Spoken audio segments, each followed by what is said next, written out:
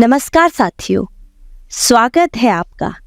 आज हम NCERT कक्षा 7 विज्ञान के पाठ अपशिष्ट जल की कहानी को जानेंगे।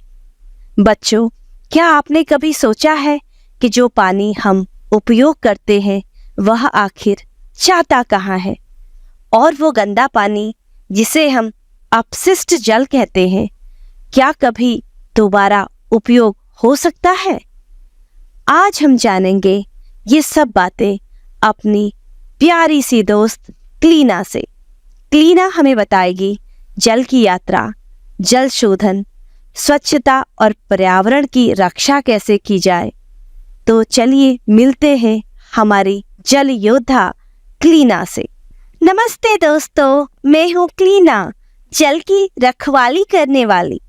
आज मैं आपको बताऊंगी जल की कहानी जो आपके घरों की नल से शुरू होकर नदियों, नालों और फिर शुद्धिकरण संयंत्र तक जाती है। जल के बिना जीवन की कल्पना नहीं की जा सकती। हम इसे पीते हैं, नहाते हैं, खाना पकाते हैं और खेतों में भी उपयोग करते हैं। लेकिन उपयोग के बाद यही पानी बन जाता है वहित मल अर्थात सीवेज। इसमें साबुन, गंदगी, टॉयलेट का पानी, रसायन सब कुछ होता है। अब इस गंदे जल को ऐसे ही नहीं छोड़ा जा सकता। हमें इसे साफ करना होता है ताकि यह फिर उपयोग में आ सके।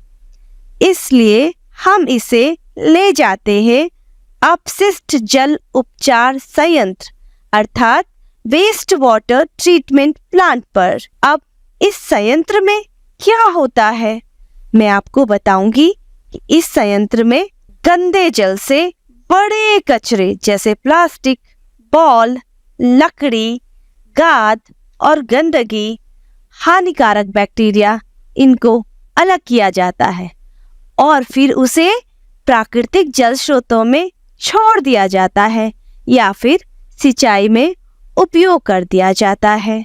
दोस्तों, जल हमारे लिए अनमोल होता है। हमें अपने घरों में कुछ छोटी छोटी चीज़ों को अपनाकर हम इस प्रकृति में बहुत बड़ा बदलाव ला सकते हैं। हमें टॉयलेट में कचरा नहीं डालना चाहिए।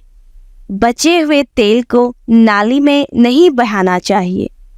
बाथरूम में बॉल और प्लास्टिक नहीं डालना चाहिए और पानी को व्यर्थ बर्बाद नहीं करना चाहिए। जहाँ सीवर लाइन नहीं है वहाँ पिट लैट्रिन, सेप्टिक टैंक और कंपोस्टिंग टॉयलेट्स का उपयोग किया जाना चाहिए।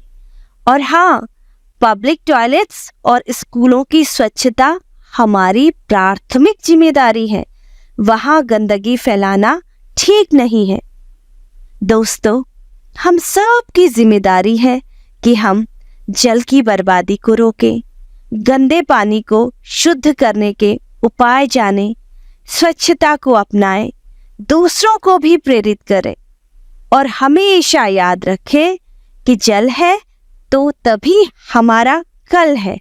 और मैं हूँ आपकी दोस्त क्लीना जो हमेशा जल की रक्षा में तत्पर रहेगी और आपसे आशा करती हूँ कि आप भी सदैव जल का संरक्षण करोगे। वाह, क्या सुंदर और उपयोगी बातें बताई क्लीना ने।